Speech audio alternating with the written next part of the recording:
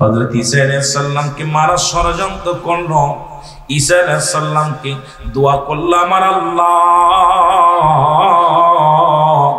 এই দুনিয়াতে কাফের বেঈমানরা আমার জাকারিয়া আলাইহিস সালামকে দুনিয়া থেকে বিদায় করে দিয়েছে, ঈসা আলাইহিস সালামকে দুনিয়া থেকে বিদায় করে দিয়েছে, কত নবীরে বিদায় করে দিয়েছে।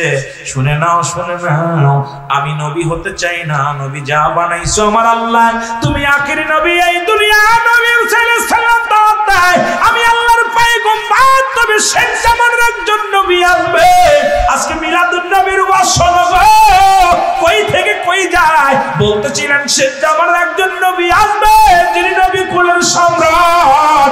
শেষ জামানার একজন হাবিব আসবে, যিনি নবীদের সম্রাট, দু জাহানের সম্রাট, রাহমাতুল লিল আলামিন। তার নাম হবে আহমদ। জোরে বলেন আল্লাহু আকবার। এই আহমদ নবীর যারা অনুসরণ করবে, আহমদ নবীর যারা উম্মত হবে, তারা ধন্য হয়ে যাবে।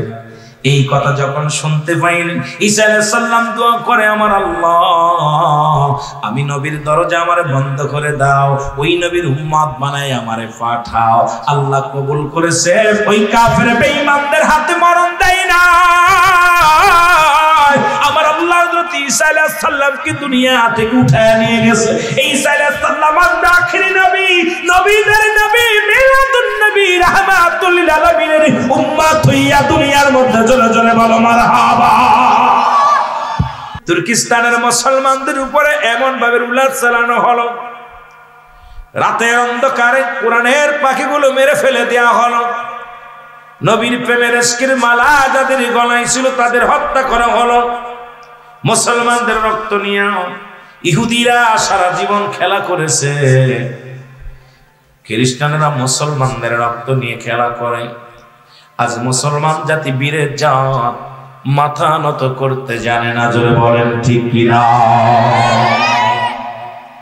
তৎকালীন জামানার মধ্যে হযরতে ফারুক, নাম কি?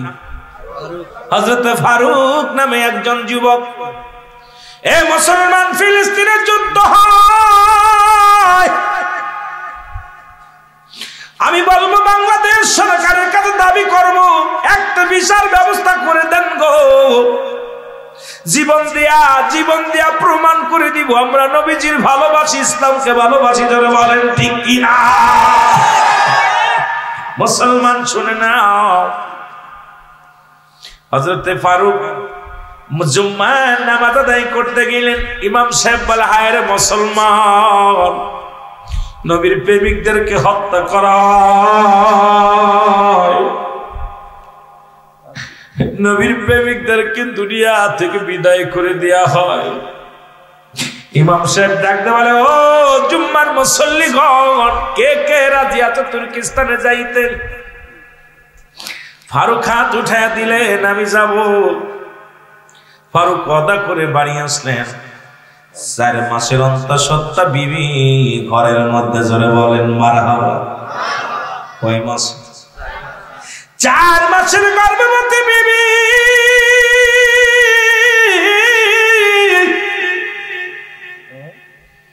ফারুক ঘরে প্রবেশ করে ডাকতে বলে, বিবি রে, আমার আল্লাহর একমাত্র মনোনীত ধর্মের নাম হলো ইসলাম। মুসলমানদের একমাত্র কিতাব হলো কুরআন এবং সুন্নাহ। মুসলমানদের একমাত্র হৃদয়ের স্তম্ভ হলো আমার নবী। মারাও বলো না, আরে বলো। সেই নবীর উপরে আঘাত টানে, ইসলামের উপরে আঘাত টানে। বিবি রে, আমি যাব তুর্কিস্তানের যুদ্ধের ময়দানে। বিবি রে, তুমি একবার বলো কি তোমার মতামত? বিবি ডাকতে বলে, স্বামী আপনি যাবেন যুদ্ধের ময়দানে, আপনাকে বাধা দিব না, আপনাকে নিষেধ করব না, তবে আমি বিধবা, আমি 4 মাসের অন্তঃসত্ত্বা একজন মহিলা, আমার বয়স কম। যদি আপনি চলে যান, এই সন্তানের কি পরিচয় আমি লালন পালন করব? আপনি যদি যুদ্ধের ময়দানে মারা যান, যদি যুদ্ধের ময়দান থেকে না আসেন, এই সন্তানকে আমি কি পরিচয় লালন পালন করব? ফারুক ডাকতে বলে আমার কাছে 400 দিরহাম আছে, এটা রেখে দাও। আল্লাহু আকবার। 400 দিনার আছে, এটা রেখে দাও, এটা ভালো করে যত্ন করে রেখে দাও। তোমার কাছে আমার একটা দাবি, আমি চলে যাই 6 বছর মাস পরে যুদ্ধের ময়দান থেকে ফিরে আসবো, যদি বেঁচে থাকি গাজী হয়ে ফেরবো, আর যদি মৃত্যুবরণ করি আমার জন্য দোয়া করবার বিবি, আমার তোমার দেখা হবে কিয়ামতের ময়দান। জোরে জোরে চিল্লায় বলা যাবে না মারহাবা। বিবিরে আমি যাবার সময় একটা কথা বলে যাই রে, ছেলে সন্তান হয় তাকে তুমি দিনে এলেমে শিক্ষা দিবা, এই জগতের বড় আলেম বানাইবা। আমাকে তুমি কথা দাও, আমি হয়তো আর ফিরে আসবো না, জীবনের শেষ বিদায়, বিদায়ের আগে একবার বলে যাই বিবিরে, যদি আমার পুত্র সন্তান হয় তুমি তাকে কোরআনের জ্ঞান শিখাবা, হাদিসের জ্ঞান শিখাবা, জগৎ বিখ্যাত একজন আলেম বানাবা, কথা দাও। আর যদি কন্যা সন্তান হয় তাকে তুমি পর্দার মধ্যে লালন পালন করবা, তাকে পর্দায় রাখবা, কোরআন হাদিস শিক্ষা দিবা, একজন ধার্মিক ছেলে দেখে তার বিবাহ বন্ধনে আবদ্ধ করাবা। আমার মেয়ে যেন দাউস না হয়, আমার মেয়ে যেন পর্দার ঘর খিলাফ না করে। জোরে বলেন আল্লাহু আকবার। বিবিরা আমি যাব যুদ্ধের ময়দানে, আমাকে বিদায় দাও। আল্লাহু আকবার বলে। বিবি বলে আমি যাব যুদ্ধের ময়দানে, বিদায় দাও।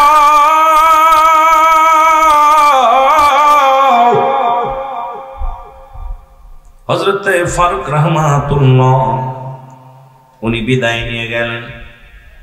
স্বামীর কাছ থেকে অশ্রু মাখা জল নিয়ে, ও মুসলমান শুনে নাও, বিবি তাকায় তাকায় রয়েছে, স্বামীর জন্য পাগল হয়ে চোখের পানি ছাড়তে লাগলেন।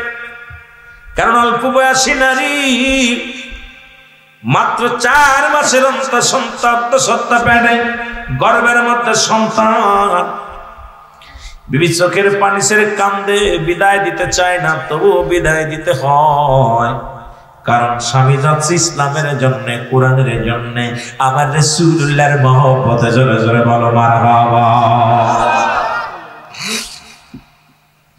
যতদূর পর্যন্ত ফারুক ঘোড়ার মধ্যে চড়িয়া, ঘোড়ার পিঠের মধ্যে চড়িয়া, লাগাম ধরিয়া ঘোড়ার পিঠে চোয়ার হইয়া রওনা দিলেন গো। যতদূর পর্যন্ত দৃষ্টি শক্তি যায়, স্ত্রী তাকায় আছে স্বামীর অপেক্ষায়। স্বামী কি হলে চোখের আড়াল হয়ে গেল। এদিন রে রাত আসলো, রাত যে দিন আসলো, দিন ঘুরে সপ্তাহ আসলো, সপ্তাহ ঘুরে মাস আসলো, মাস ঘুরে বছর আসলো। ফারুক ফিরে আসে না বাড়িতে। 27টা বছর পার হয়ে গেল। জোরে বলেন আল্লাহু আকবার। কয় বছর? 27 বছর ফিরে আসে নাই। এই 27 বছরের মধ্যে বিবির চোখের পানি ছেড়ে কান্দার ডাকতে বলে, মালিক না জানি আমার স্বামী মারা গেছে গো, না জানি স্বামীকে আর ফিরে পাবো। স্বামীর আশা ছেড়ে দিলেন, কিন্তু মক্কা মদিনার বুকে যত মানুষ তুর্কিস্তানে গিয়েছিলেন, যারা ফিরে আসে খবর নাই। ও আমার ভাই, তোমরা কি আমার স্বামীকে দেখছো, আমার ফারুককে দেখছো, আমার বীরকে দেখছো? কেউ বলতে পারে না। এই 27টা বছর বিবি একদিনে রাত্রে ঘুমায় নাই। প্রতিটা রাত স্বামীর অপেক্ষা নাই, দরজার মধ্যে দাঁড়ায় থাকে।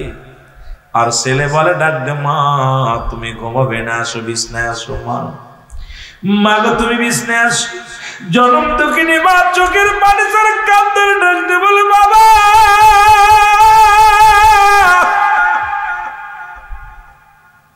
আমি এক দুঃখিনী বিবি রে,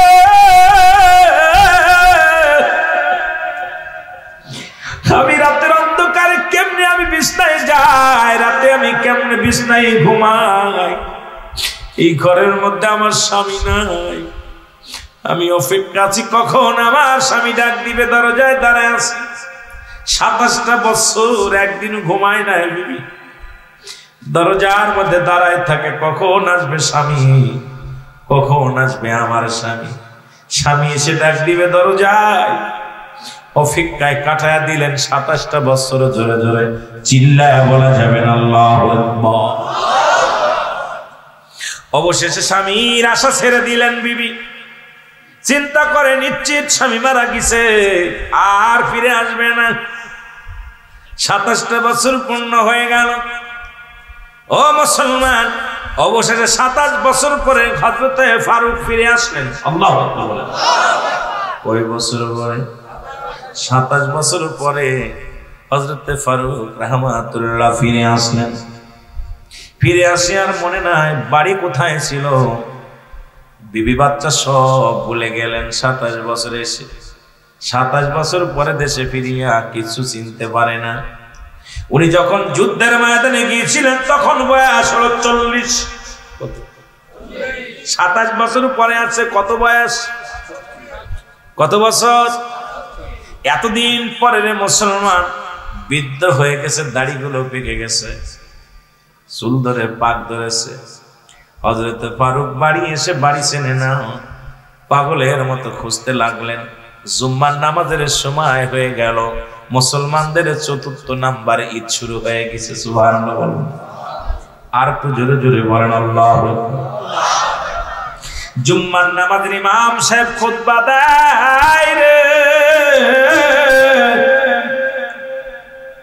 হযরতে ফারুক ইমাম সাহেবের দিকে একদানে তাকায় আছে।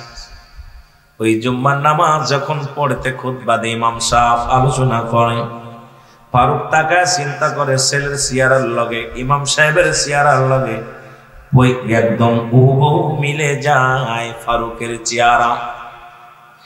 আলোচনা করে ইমাম সাহেব আলোচনা করে। ও মুসলমান শোনে না, হযরত ফারুক তাকায়া নামাজ আদায় করলেন। ছেলেকে দেখিয়া পরাণ চান শুরু হয়ে গেল, রক্তের টান, কলিজার টান। ও মুসলমান পাগল হয়ে গেলে নিশ্চিত কয় আমার ছেলে যদি হয়, এই 27 বছর পরে আমি ফিরে আসলাম, নিশ্চিত আমার কলিজার ধনু এত বড় হয়েছে, না জানি আমার ছেলে বড় মাওলানা হয়েছে, না জানি আমার ছেলে বড় আল্লাহ ওয়ালা হয়েছে। জোরে বলেন মারহাবা। আর একটু জোরে বলেন আল্লাহু আকবার। নামাজ শেষ করে পাগল হয়ে যায় ফারুক। সংসার ছেলেমেয়ের জন্য কোথায় আমার বিবি? চিন্তা করে নিশ্চিত বাড়ি গাড়ি বিক্রি করিয়া বিবি চলে গেছে, না হয় হয়তো ছেলে হয়েছে না মেয়ে হয়েছে জানি না। খুঁজতে খুঁজতে হঠাৎ একদিন রাত্রে, গহীন রাত্রি বাড়ি, ওই চিন্তা করলেন, মনে পড়ে গেল বাড়িটা। বাড়িতে ফারুকের বাড়ি, চারিপাশে প্রাচীর দেয়া ছিল, উঁচু প্রাচীর।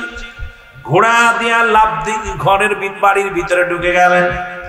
আর হযরতে রাবিয়া রাহমাতুল্লাহ, ওই মসজিদের ইমাম, যিনি ইমাম মালিকের উস্তাদ, যার নাম হলো ইমাম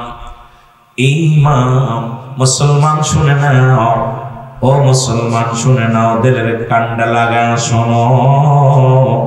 হযরতে রাবিয়া রাহমাতুল্লাহ, জোরে বলেন আল্লাহু আকবার। রাবিয়া রাহমাতুল্লাহ ঘরের মধ্যে, ঘর বাড়ির মধ্যে একটা 4 পায়ে খাটের মধ্যে শুয়েছিলেন। যখন একজন বৃদ্ধ, দাড়ি পাকা বৃদ্ধ, ঘোড়া নিয়ে বাড়ির মধ্যে ঢুকলেন, দূর থেকে রশি টান দিয়ে ঘোড়া থেকে ফেলাইয়া দিলেন। দৌড়ই যাইয়া হযরতে রাবিয়া রাহমাতুল্লাহ ফারুকের গলা চেপে ধরলেন, কলার চেপে ধরলেন। ধরে চিল্লায় বলে, তুমি কেন আমার বাড়ির ভিতরে ঢুকলে? কি চুরি করার জন্য ঢুকেছ? কি মাল চুরি করবা? তুমি কেন এসেছো বলো? হযরত ফারুক বলে, বাবা আমি তো আমার বাড়িতে ঢুকেছি, আমি ভুল করে ঢুকেছি, হয়তো আমি ভুল করেছি বাবা। আমার একটা বাড়ি ছিল, আমার বাড়িটা আমি চিনতে পারি নাই। আজ কটা দিন আমি এসেছি, তুর্কিস্তান থেকে এসেছি, কিন্তু আমার বাড়িটা আমার মনে নাই। এই জন্য আমি খুঁজতেছি, পাগলের মতো খুঁজতেছি বাবা। আমি যাবার আগে আমার বিবিকে রেখে গেছিলাম, না জানি আমার বিবি বেঁচে আছে রে, না জানি আমার কলিজার টুকরা সন্তান 4 মাসের অন্তঃসত্ত্বা বিবি রেখে গেলাম, না জানি আমার বিবি কন্যা সন্তান হয়েছে, না জানি ছেলে সন্তান হয়েছে রে। আজকে আমি মসজিদে ইমাম সাহেবের, আপনি যখন খুতবা দেন, যখন আপনি নামাজ পড়াইতেছিলেন, আপনার মুখের দিকে তাকাইয়া আমার কলিজার টুকরো সন্তানের কথা মনে পড়ে গেছে। কেন আমিও তো বাবা, আমারও একটা সন্তান ছিল বিবির গর্ভে, আমি তাকে কোনোদিন দেখি নাই। কি তার নাম রাখছে, কি রকম দেখতে শুনতে হয়েছে জানি না, ছেলে হয়েছে বা মেয়ে হয়েছে জানি না। বাবা ভুল করেছি, তোমার কাছে ক্ষমা চাই। হযরত রাবি রাহমাতুল্লাহ বলে, না ও বৃদ্ধ, তোমাকে আমি ধরে রাখবো, সকালবেলা কাজীর দরবারে যেতে হবে, তোমার বিচার হবে, নিশ্চিত তুমি কিছু চুরি করতে এসেছ। আল্লাহু আকবার। আর কাজীর দরবারে যেতে হবে। ও মুসলমান, এরকম করতে করতে সকাল হয়ে গেল। সকালবেলা আসলেন ইমাম মালিক রাহমাতুল্লাহ। ইমাম মালিক এসে ডাকতে বলে, ফারুকের কলার ধরিয়া ডাকতে বলে, বৃদ্ধ, আমার উস্তাদের বাড়ি কিসের জন্য এসেছিলা? ইমাম মালিকের ছাত্র, ইমাম মালিক হলো ছাত্র, আর রাবিয়া রাহমাতুল্লাহ হলো উস্তাদ। আল্লাহু আকবার বলে, তুমি কিসের জন্য এসেছিলা? বলে, ভাই আমি ভুল করেছি, আমাকে আপনি ক্ষমা করে দেন। বলে, চলো কাজীর দরবারে যেতে হবে। এমন সময় ঘরের ভিতরে থেকে জনম দুঃখিনী মা কণ্ঠের আওয়াজ শুনতে পেরেছে। এবার ইমাম মালিক বলে, আপনার নাম কি? আমার নাম ফারুক। আল্লাহু আকবার বলেন, আমার নাম ফারুক। আমি আজ থেকে 27 বছর আগে আমার 4 মাসের অন্তঃসত্ত্বা বিবিকে তুইয়া আল্লাহর নবীর প্রেমে পড়িয়া ইসলামের জন্য, কোরআনের জন্য আমি তুর্কিস্তানে যুদ্ধের ময়দানে গিয়েছিলাম। যতদিন পর্যন্ত মুসলিম জাতি বিজয় হয় নাই, এই 27টা বছর লেগেছে মুসলমানদের পুরো জয় থেকে জয় চিনায় আনতে। সুতরাং কোরআনের জয় হয়েছে এই 27টা বছর বলে আমি ফারুক তুর্কিস্তানের আনাচে কানাচে অমুসলিমদের সঙ্গে যুদ্ধ করেছি, কত না কষ্ট করেছি। এখন দেশে ফিরে এসেছি, আমি এখন আমার বিবি বাচ্চাকে খুঁজতেছি। তোমরা বলতে পারোনি আমার বিবি বাচ্চার খবর জানোনি? ভিতর থেকে আওয়াজ আসলো, ভিতর থেকে জনম দুঃখিনী মা দৌড়ে এসে ডাকতে বলেন, রাবেয়া রে, তুই কার গায়ে হাত দিছিলি, কার গলা ধরে রাখছি? এই যে আর কেউ নয়, ইনি আমার কলিজার টুকরা স্বামী। রাবেয়া রে, ইনি হলো তোর জন্মদাতা পিতা। ও মুসলমান, হযরতে ফারুক। জোরে জোরে চিল্লায় বলা যাবে না মারহাবা। সঙ্গে সঙ্গে ইমাম মালিকের উস্তাদ হযরতে রাবিয়া বাবার পায়ের মধ্যে পড়ে গেছে রে। যে মা জীবনে বেগানা মহিলার চেহারা, বেগানা পুরুষের চেহারা দেখে নাই, যে মা স্বামীর জন্য চোখের পানি ছেড়ে ছেড়ে কাঁদত, যে মা স্বামীর প্রেমে পাগল হয়ে আসিল, সেই মা জননী বাবার পরিচয় যখন দিছে, হযরতে রাবিয়া সঙ্গে সঙ্গে বাবার কদমের মধ্যে পড়ে চোখের পানি ছেড়ে কাঁদতে লাগলে। ইমাম মালিক এসে বলে, হুজুর, আপনার কাছে আমি ক্ষমা চাই, ইনি আমার উস্তাদ। ফারুক বলে, কি বলতে চান? হ্যাঁ, আমি ইমাম মালিকের উস্তাদ, আমি ইমাম মালিকের উস্তাদ হলো হযরতে রাবিয়া। জোরে জোরে চিল্লায় বলা যাবে না মারহাবা। স্ত্রী বলে, স্বামী রে, তোমার অপেক্ষা আমি 27টা বছর কাটাইলাম, এই সন্তানকে লালন পালন করতে যা তুমি 4000 দিরহাম দিয়া গিলা গো, এটা আমি খরচ করে পৃথিবীর জগৎ বিখ্যাত আল্লাহর মাহবুব বান্দা তোমার সন্তানকে আমি বানাইছি। এই জগতের বিখ্যাত আলেম যিনি আলেম উস্তাদ, উস্তাদুল আলেম যিনি হলো ইমাম মালিকের উস্তাদ, জোরে জোরে চিল্লায় বলা যাবে না মারহাবা। আরো জোরে বলো। ওই বিবিরে তুমি বানাইছো আমার নবীর প্রেমিক, আর আমি আমার নবীর প্রেমে যুদ্ধ করেছি। এ মুসলমান আজকে ফিলিস্তিনের জমিনে যুদ্ধ হয়, সন্তানের লাশ বাবার কাঁধে, বাবা কান্দে লাশ কোলে লইয়া, মা কান্দে সন্তানের লাশ বুকে নিয়া, বাবা সন্তান কান্দে বাবার গোরস্থানে যাইয়া, মানুষের গণকবর দিয়া হয়। আইরে মুসলমান, কিসের জন্য আজকে সুদ খাও, কিসের জন্য ঘুষ খাও, কিসের জন্য মানুষ হত্যা করো? তুমি তো চিরস্থায়ী নাই দুনিয়ার মধ্যে।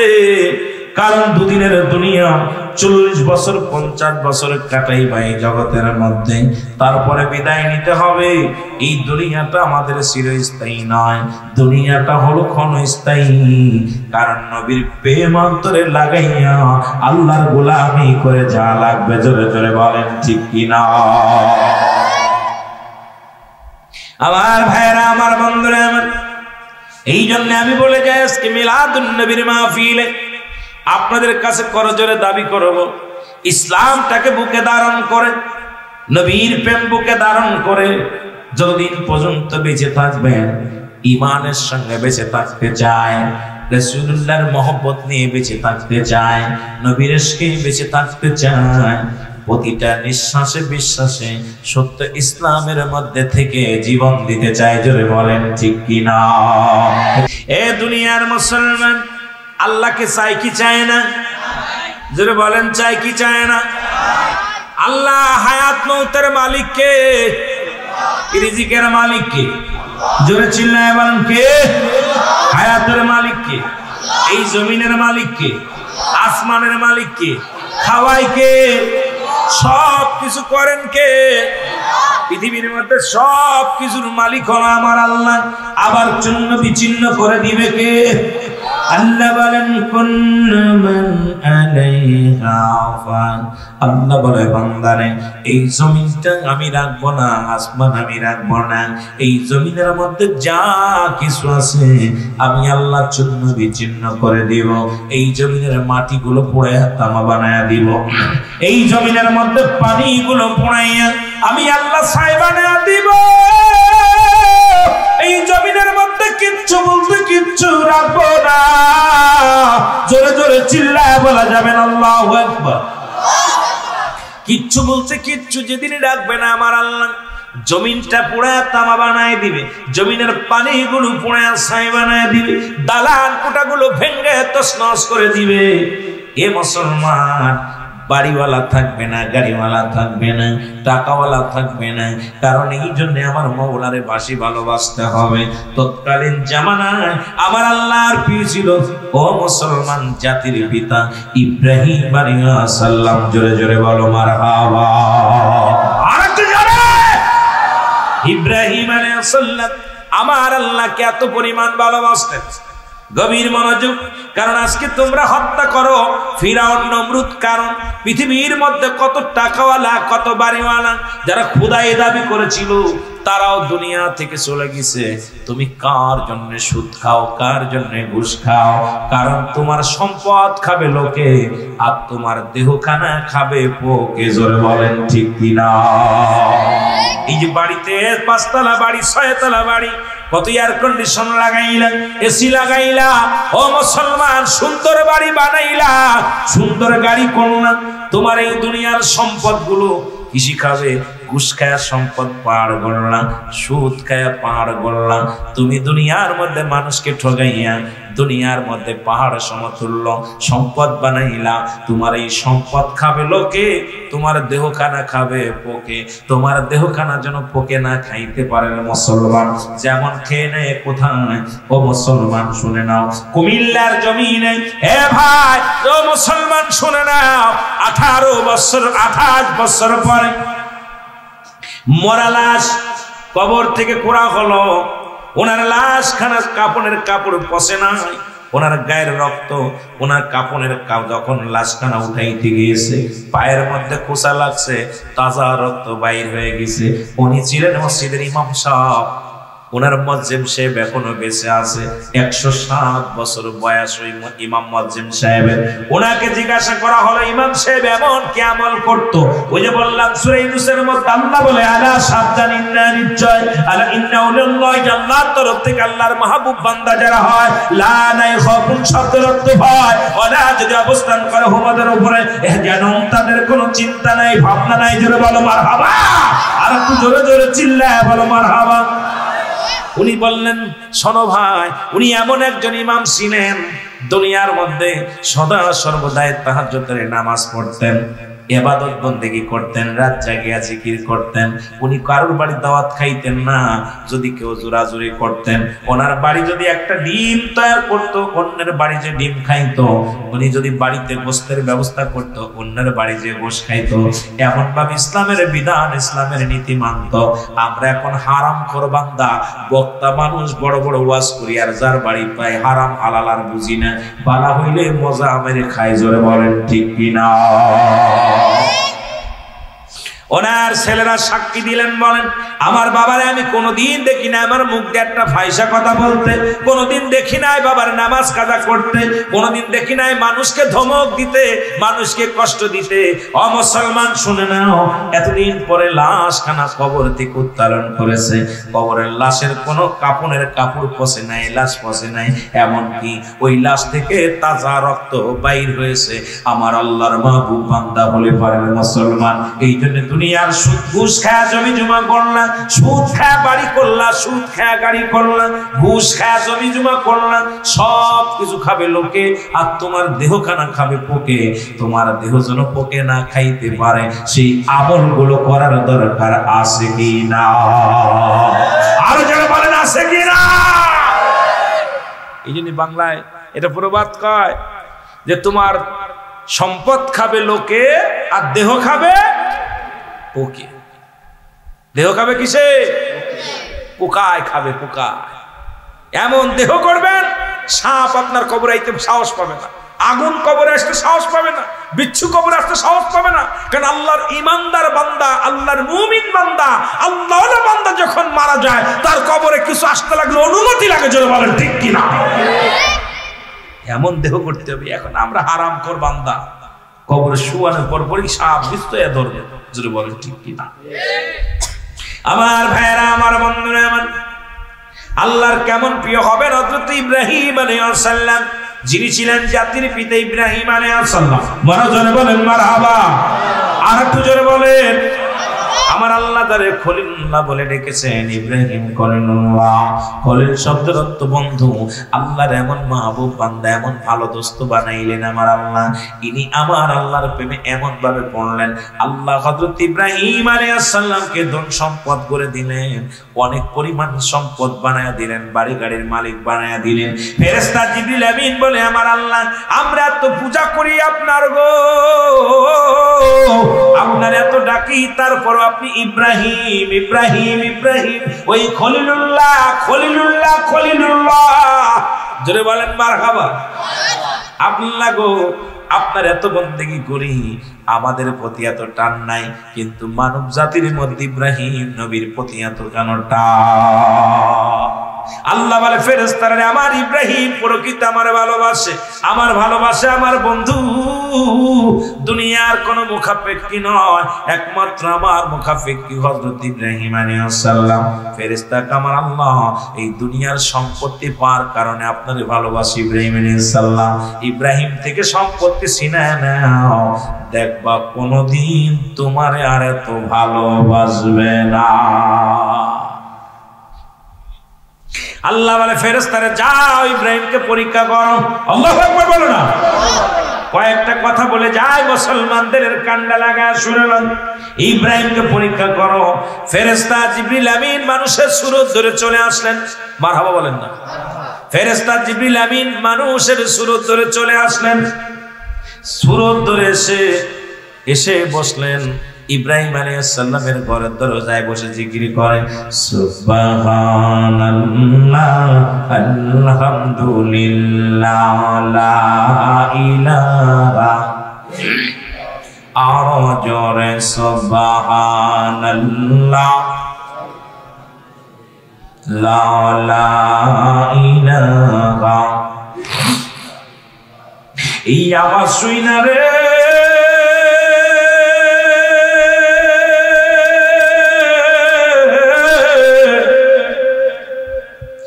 ইব্রাহিম নবী পাগল হইয়া ঘর ছাড়িয়া এসে দেখে পতি দরজার পাশে দাঁড়িয়ে আল্লাহর প্রশংসা করে গো। ইব্রাহিম আলাইহিস সালামকে দেখিয়া পতিক জিকির বন্ধ করে দিলেন। আল্লাহু আকবার বলো। জিকির বন্ধ করে দিলেন। ইব্রাহিম আলাইহিস সালাম কয় পতিক রে তুমি কেন জিকির বন্ধ করে দিলা? আল্লাহর প্রশংসা করো, জিকির করো। মারহাবা বলেন। আল্লাহর প্রশংসা করো, জিকির করো। পথিক বলে হুজুর আমি বিনা পারিশ্রমিক কোনো জিকির করি না, আমি শ্রম দিব, পারিশ্রমিক লাগবে। আপনি আমার জিকির শুনতে চান, ফিরে ফিরে জিকির আমি করব না। যদি আমাকে পারিশ্রমিক দেন তাহলে আমি জিকির শোনাবো। ইব্রাহিম আলাইহিস সালাম বলা পর এবার ফেরেশতা জিবরিল আমিন ডাক দিয়ে কয় হুজুর পারিশ্রমিক ছাড়া জিকির শোনাবো না। ইব্রাহিম নবী কয় ও পতি তুমি কি চাও? যা চাবা তার বিনিময়ে আমি জিকির শুনতে চাই। ও আল্লাহর বান্দা দিলের কান্ডা লাগা শুনে নাও। পতিক ডাকতে বলে হুজুর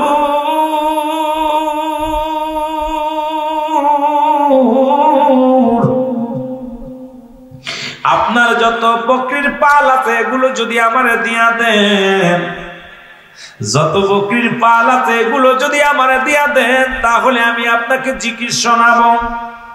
ইব্রাহিম আলাইহিস সালাম কওপতি আমার যত বকরির পাল আছে সবগুলো আমি তোমারে দিয়ে দিলাম, বিনিময়ে তুমি আমারে জিকির শোনাও, আল্লাহর জিকির শোনাও।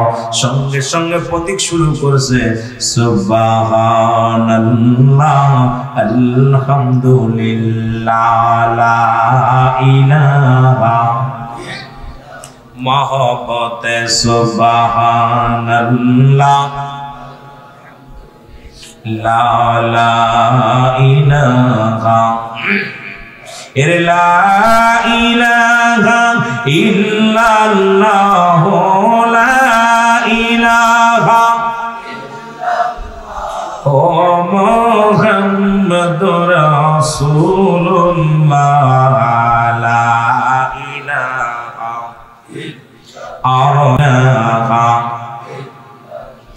লা ইলাহা ইল্লাল্লাহ লা ইলাহা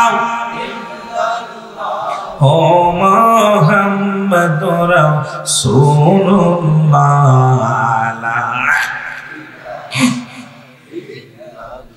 ইব্রাহিম আলাইহিস সালাম ডাক দিয়ে বলে পতি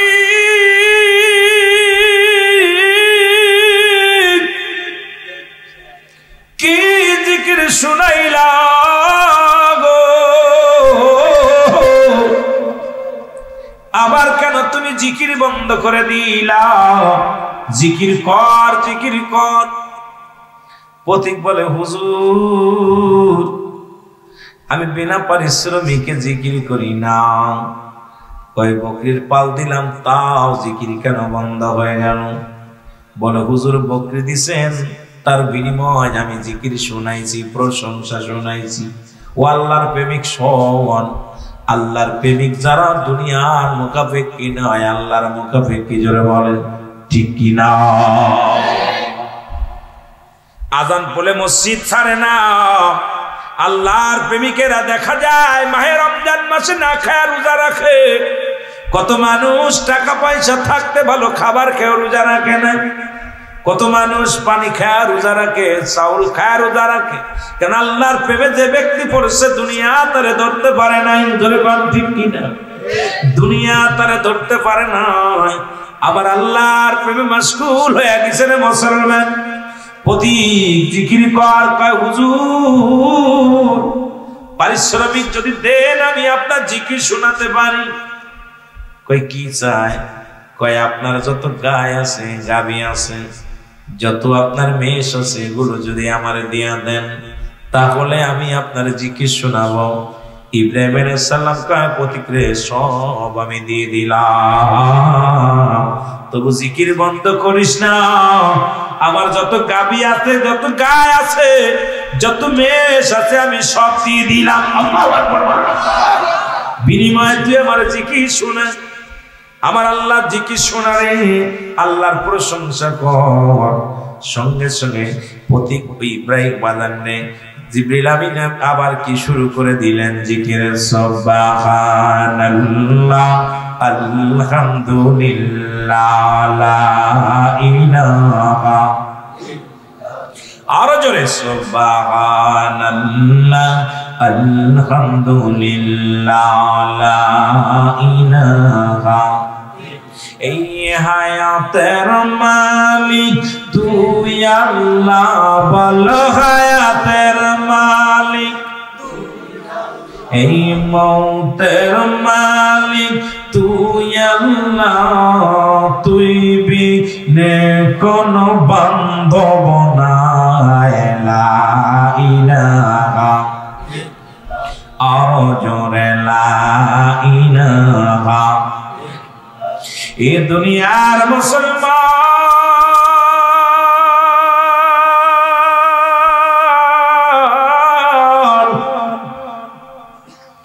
ইব্রাহিম আলাইহিস সালাম ডাক দেখায় প্রতিক্রিয়া জিকির কর, জিকির কর, জিকির বন্ধ করিস না। প্রতীক বলে হুজুর জিকির আমি করতে পারি, বিনা পারিশ্রমিকে করব না। কয় আপনার যত জমা জমি যা কিছু আছে আমার যদি দিয়া দেন তার বিনিময়ে আমি জিকির করব। ইব্রাহিম আলাইহিস সালাম কয় দিয়ে দিলাম। আমার যত সম্পত্তি আছে, বাড়ি গাড়ি আছে, সব কিছু দিয়ে দিলাম, তবু তুমি আল্লাহর প্রশংসা করো, জিকির করো। সঙ্গে সঙ্গে প্রতীক জিকির শুরু করেছে, সুবহানাল্লাহ। এই আল্লাহর প্রিয় বান্দারা শোনো, এত রাত হয়ে গেছে, যদি টাকা দিত থাকতাম না। শুধু জান্নাতের আশায় আমার নবীর প্রেমে আল্লাহকে ভালোবেসে জান্নাতের বাগানে আসো গো। এই জন্য একটু কথাটা আমি বলে যাই, দিলের কান্না লাগা। শোনো, আবার জিকির বন্ধ করে দিলেন। আল্লাহু আকবার। জিকির বন্ধ হয়ে গেল, আল্লাহর গুণগান গাছ বন্ধ হয়ে গেল। প্রতীক বলে ইব্রাহিম আলাইহিস সালাম বলে প্রতীকের জিকির কেন বন্ধ করলাম? বলে হুজুর আমি আমার পারিশ্রমিক পেয়েছি, জিকির বন্ধ করে দিছি। আরো পারিশ্রমিক যদি দেন জিকির শোনাবো। আমি বিনা পারিশ্রমিকে আপনার জিকির শোনাতে পারবো না। ইব্রাহিম কয় প্রতীক রে, আমার কাছে আর কিছু নাই, আমি গাবি ছিল দিয়ে দিলাম, বকরি ছিল দিয়ে দিলাম, মেষ ছিল দিয়ে দিলাম। আমার আল্লাহ যত সম্পত্তি দিয়েছিল সব আমি তোরে দিয়ে দিলাম। আমার কাছে দেওয়ার মতো কিছু নাই। তবে একটা কথা বলে যাই রে প্রতীক, তোমার তো এই মেষগুলো চড়াইতে একজন লাগবে, চাকর লাগবে, একজন রাখাল লাগবে না। তোমার ওই বকরিগুলো পালতে একজন মানুষের প্রয়োজন হবে গো।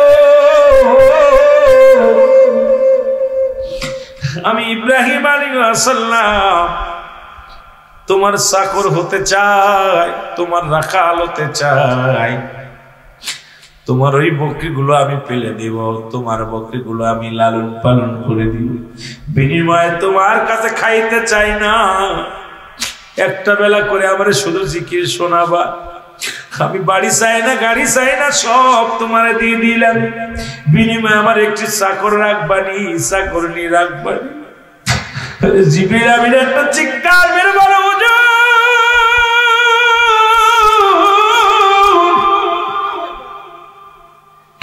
হুজুর আমি পরাজয় মেনেছি আপনার কাছে, আপনি আল্লাহর খাস গোলাম, আপনি আমার আল্লাহর প্রিয় গোলাম গো। ইব্রাহিম আলাইহিস সালাম ডাকতে বলে, প্রতিক্রিয়া তুমি কি বলতে চাও? হুজুর আমি কোন মানুষ নয়, আমি হলাম জিবরিল আমিন। আল্লাহু আকবার বলেন। আমি ফেরেশতা জিবরিল আমিন। আপনি ধন সম্পদ, আমার বড় গুসা হয়েছিল, কারণ আমরা এত আল্লাহর নিকটবর্তী থাকি গো, আল্লাহকে এত ভালোবাসি, আল্লাহর গোলামি করি, কিন্তু সদা সর্বদাই শুধু আপনার প্রশংসা শুনি। এটা দেখে আমরা গুসা হয়েছিলাম, বলেছিলাম আপনি হয়তো দুনিয়ার সম্পদ পায়া আমার আল্লাহরে ভালোবাসেন, আর আমরা ফেরেশতা বিনা স্বার্থে ভালোবাসি, আপনি স্বার্থ পায়া ভালোবাসেন। আমার আল্লাহ কয় ফেরেশতার খবর লও, এই দুনিয়ার মধ্যে আমার ইব্রাহিম দুনিয়ার মুখাপেক্ষী নয়, আমার ইব্রাহিম যে আমার পাগল, এই প্রমাণ করতে আইসিয়া আমি আপনার কাছে পরাজয় মেনে নিছি। আল্লাহর নবী গো, আমি জিবরিল আমিন আপনার কাছে ক্ষমা চাই। এই লন আপনার গাভীর পাল, এই লন আপনার মশির পাল, এই লন আপনার সম্পত্তি, আমার কিছু লাগবে না, কারণ আপনি আল্লাহর প্রিয় মাহবুবের বুঝতে কোনো বাকি নাই। ও দুনিয়ার মুসলমান শুনে নাও, এই জন্য যারা দুনিয়ার মুখাপেক্ষী দুনিয়া ধরল, এই দুনিয়া ছেড়ে দাও, দুনিয়া তোমাকে আঁকড়ে ধরবে গো। এই দুনিয়ার মোহে পড়িয়া নামাজ ছেড়ে দিলা, এই দুনিয়ার মোহে পড়িয়া রোজা ছেড়ে দিলা, এই দুনিয়ার মোহে পড়ে সুদ খাইলা, ঘুষ খাইলা, হারামখোর বান্দাগুলো দুনিয়ার মধ্যে জীবন যাপন করলা, এই দুনিয়া থেকে বিদায় নিতে হবে। একবার কেন চিন্তা করো না, এই দুনিয়ার মধ্যে কিচ্ছু নিয়ে কবরে যেতে পারবা না, কবর কাউকে ছাড়বে না, ওই মালাকুল মউত কাউকে ছাড়বে না, ওই মালাকুল মউত আজ হোক কাল হোক ধরবে, এর মধ্যে কোনো সন্দেহ নাই। জোরে বলেন ঠিক কি না? আর একটু জোরে বল আল্লাহু আকবার। এই দুনিয়ার মুসলমান, এই জন্য আমি আপনাদেরকে বলে যাই, ওই মালাকুল মউত যখন আসবে গো, এই দুনিয়ার কিছু নিয়ে যেতে পারবে না। কত টাকা না বাড়িওয়ালা পড়ে থাকলো, মানুষের তিনটা বিপদ, নাম্বার 1 হলো মানুষের মরণ, নাম্বার 2 হলো কবর, নাম্বার 3 হলো কিয়ামতের ময়দান। এই মরণের পেয়ালা পান করতে হবে, এর মধ্যে কোনো সন্দেহ না। এই আমি চলে যাব, আমায় তোমরা ভুইলা যাইও না, আমি চলে যাব, ভুইলা যাইও না, আমার মরণ আসিবে কখন কেউ তো জানি না, আমার মরণ আসিবে। এই আমি চলে যাব, আমায় তোমরা ভুইলা যাইও না, আমি চলে যাব, আমার মরণ আসিবে কখন কেউ তো জানি না, আমার মরণ আসিবে। টাকা পয়সা দালেন গোটা জাগা করেছি, সব কিছু ফেলাইয়া যাদি একাই চলেছি রে, আমি সব কিছু ফেলাইয়া যাদি একাই চলেছি। আমি যাবার কালে ভেবে দেখি আমার কেহ নাই, আমি যাবার কালে ভেবে দেখি নাই, আমার মরণ আসিবে কখন কেউ তো জানি না, আমার মরণ আসিবে এই দুনিয়ার মুসলমান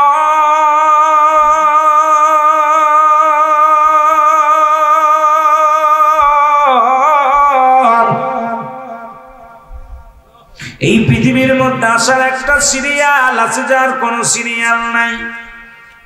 দেখা যায় সন্তান জিন্দা বাবা নাই, বাবা জিন্দা সন্তান নাই। সন্তানের লাশ বাবার কাঁধে, বাবার লাশ সন্তানের কাঁধে। কথাগণ ঠিক কিনা? সন্তানের লাশ বাবার কাঁধে, বাবার লাশ সন্তানের কাঁধে। ওই সন্তানের লাশ বহনকারী বাবা জানে গো সন্তানের লাশ কত ভারী। সন্তান জানে বাবার লাশটা কত ভারী। কত মানুষের দাফন করাইলা, কাফন করাইলাম। আজ ঈদে মিলাদুন নবীর মাহফিলে আসিয়া কয়েকটা ছোট্ট ছোট্ট বিষয়ের উপর আলোচনা করলাম। মুসলমান দিলের কান্ডা লাগায় শুনতে হবে, আমল করতে হবে। এই জন্য দুনিয়ার চাইতে আমার মাওলারে বেশি ভালোবাসতে হবে। আমার দাদু ভাইয়েরা শুনে নাও, শুনে নাও, এই দুনিয়া থেকে বিদায় হয়ে যেতে হবে। আল্লামা মুফতি আমজাদ আলী সাহেব একটা কিতাব লিখলো গো,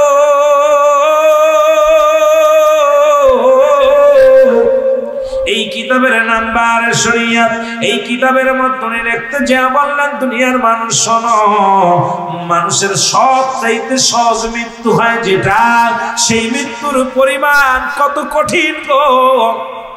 70 ডাল তাজা উটের গায়ের চামড়া জবাই না করিয়া উল্টো দিকে টান দেয়, লবণ আর মরিচ লাগায়া দিলে যতটুকু যন্ত্রণা হয়, এর চাইতে 70 গুণ যন্ত্রণা হলো একটা সাধারণ মৃত্যু। এখন মরণকালে অনেকে পায়খানা করে দিই, মরণের সময় আমরা কি করে দিই, জিহ্বাটা বড় হয়ে যায় রে। মরণের সময় আমাদের চোখ দুটি বড় বড় হয়ে যায়, একটা অঙ্গ পড়ে যায় রে মুসলমান। কত মানুষ পায়খানা প্রস্রাব করে দেয় মরণের সময়। ও মুসলমান, সহজ মৃত্যু যদি এত কঠিন হয়, কঠিন মৃত্যুটা কত কঠিন গো, আমাদের জানার দরকার। এই মরণের পেয়ালা পান করতে হবে রে বাবা। এই জমিনের মধ্যে ছিলাম না, থাকবো না, সদা সর্বদাই মরণের চিন্তার দরকার আছে কিনা। এই আমি চলে যাব, আমায় তোমরা ভুইলা যাইও না। আমি চলে যাব, আর জোরে বলেন চলে যাব, আমায় তোমরা ভুইলা যাইও না। আমার মরণ আসিবে কখন কেউ তো জানি না, আমার মরণ আসিবে কখন কেউ তো জানি না। এ মুসলমান, কথাগুলো বললে বুঝতে পারবেন গো।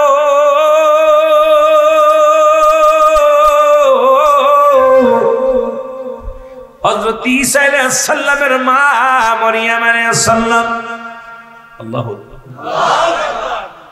একদিন নবী ঈসাকে ডাকতে বলে, বাবা আমার মন চায় কিছু ফল মূল খাইতে রে বাবা, একটু ফল আইনা দাও। মৃত্যুর কথা বলতে যাইয়া একটু বোঝানোর জন্য আপনাদের কাছে ছুটে যাই রে মুসলমান, শুনে নাও।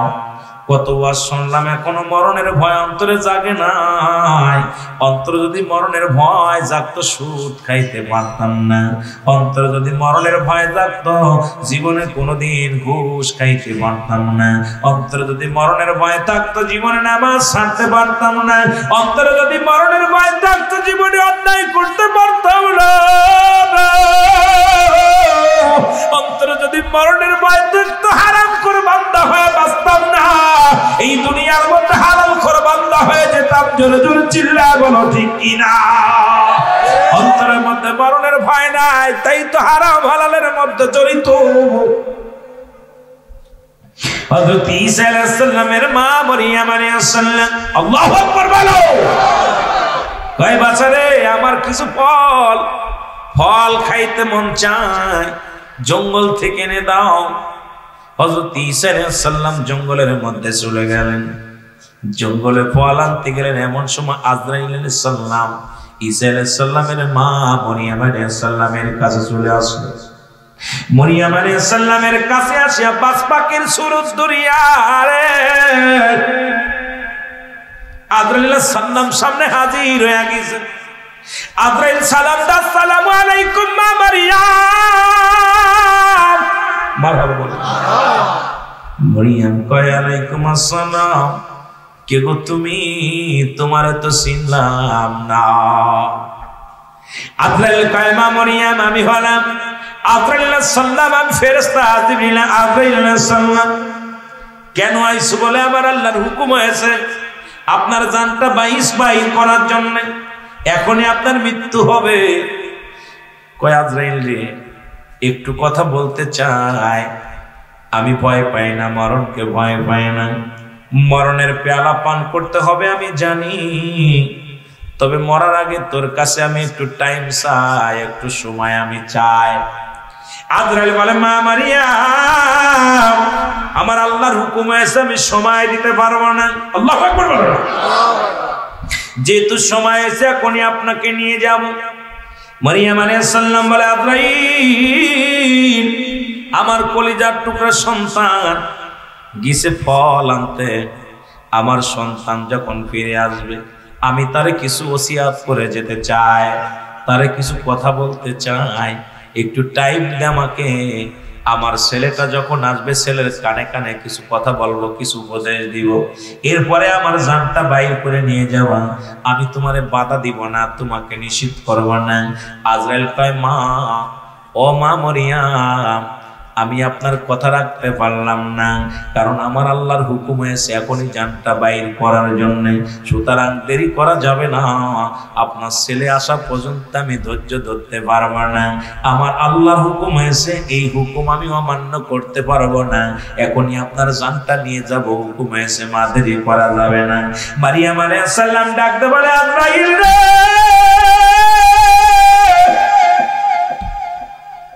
আরে কলিজার দন গিতে জঙ্গলে ফল আনতে রে,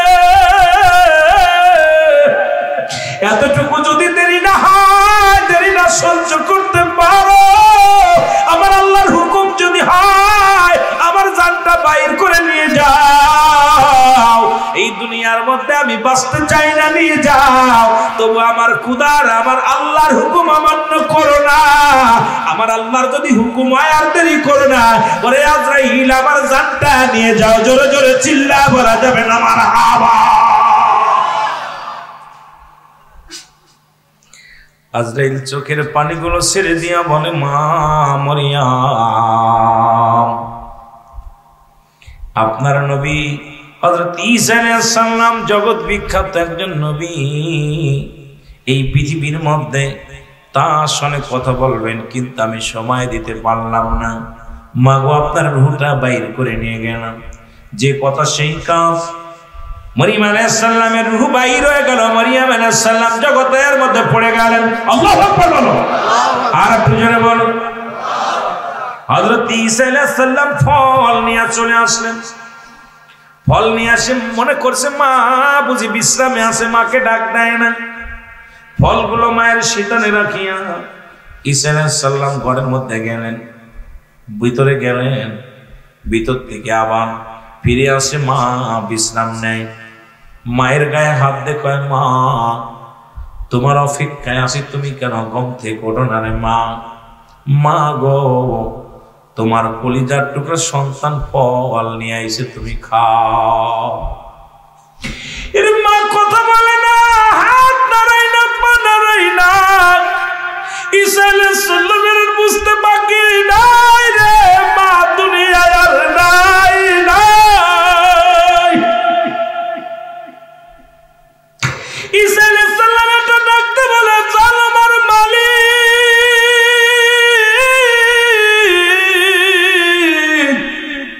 ওরে জনম দুঃখিনী মা চাইলো খাইতে ফল, ফল এনে মাকে খাওয়াইতে পারলাম না, তুমি আজরাইলকে পাঠাইলা, নিয়ে গেল। আল্লাহ, তুমি তো আমাকে ক্ষমতা দিছো, মরা মানুষ জিন্দা করার পাওয়ার আমারে দিছো। এই দুনিয়ার মধ্যে মাবুদ গো, আমাকে তুমি একটু ক্ষমতা দাও, আমি আমার মায়ের সাথে কথা বলতে চাই, আমি আমার মায়ের সাথে একটা কথা জানতে চাই রে, একটু সুযোগ আমারে দিয়া দাও। জোরে জোরে চিল্লায় বল আল্লাহু আকবার। জিবরিল আমিন আসিয়া বলে, হুজুর এই ক্ষমতা আল্লাহ আপনারে দিয়েছে, আপনার মারে আপনি জাগাইতে পারেন। হযরত ঈসা আলাইহিস সালাম ডাকতে বলে, মা মা ওঠো। সঙ্গে সঙ্গে মা মরিয়ম আলাইহিস সালাম উঠে বলেন, আল্লাহু আকবার বলেন। মা উঠাবার বলে, বাবা তুমি ফল নিয়ে আইছো। সুবহানাল্লাহ বলেন। কয় মা গো আমি ফল নিয়ে আইছি তোমার জন্য। কয় বাবা রে ফল আমি খাবো না, আমার বিদায় ঘন্টা বেজে গেছে, বিদায় ঘন্টা বেজে গেছে। ঈসা আলাইহিস সালাম ডাকতে বলে, মা তোমার কাছে আমি একটা কথা জিগাইব রে মা, বেশি নয়। মা গো তোমার আদর আলাইহিস সালাম যখন জানটা বাইর করেছে তোমার কি কষ্ট হয়েছে? আরে মা মরিয়ম ডাকতে বলে, আমার বাচ্চা সন্তান, আমি মারিয়ামের জানটা যখন বাইর করেছিলাম, আমি মারিয়াম পৃথিবীর সবচেয়ে যন্ত্রণা পেয়েছি। মালাকুল মউত আমার যখন জানটা বাইর করেছে রে, তোর জন্ম দুঃখিনী মা, তোর ডেলিভারি হতে যায় যতটুকু কষ্ট না হয়েছে, ওই আমার জানটা যখন সিনা থেকে আজরাইল ছিনিয়ে নিয়ে গেছে, হাজার পরিমাণ কষ্ট পেয়েছি। আমার প্রতিটা শিরা উপশিরা সমস্ত রগগুলো ছিঁড়ে গেছে, এত যন্ত্রণা আজরাইল আমারে দিয়া দিছে। জোরে জোরে চিল্লা বলা যাবে না আল্লাহু আকবার।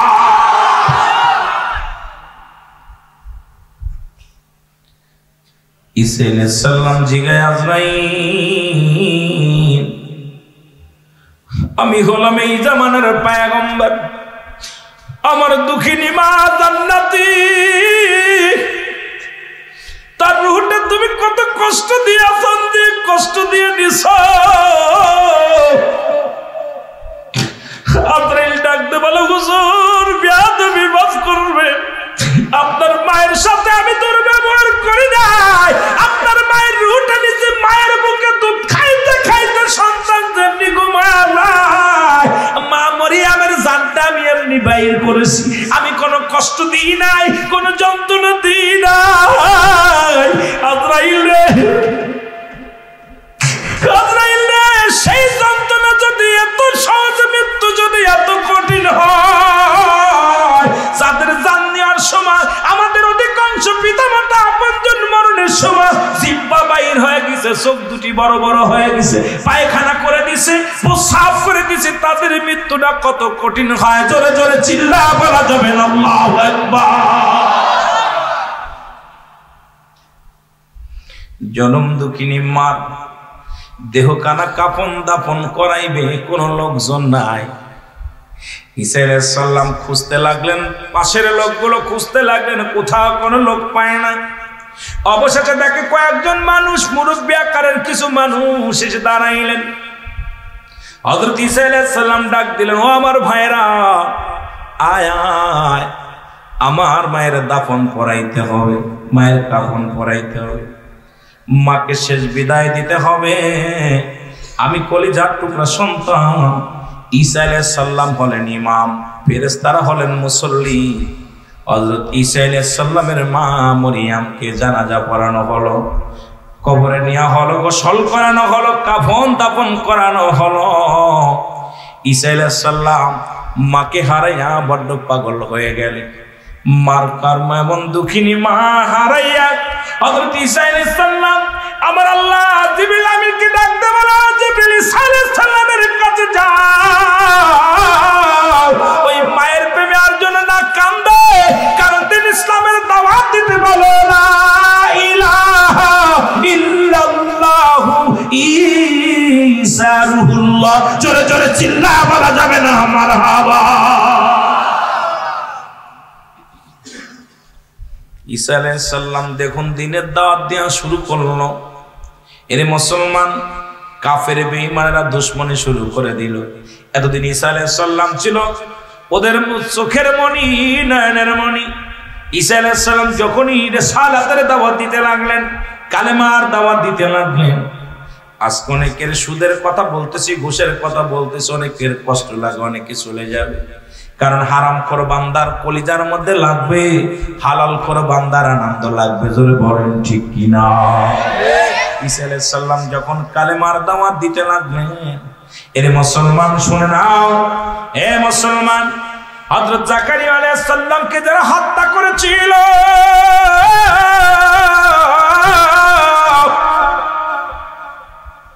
এর বনি ইসরাইলের কত নবীকে যারা হত্যা করেছিল শুধু দাওয়াত দেওয়ার জন্য। আল্লাহু আকবার।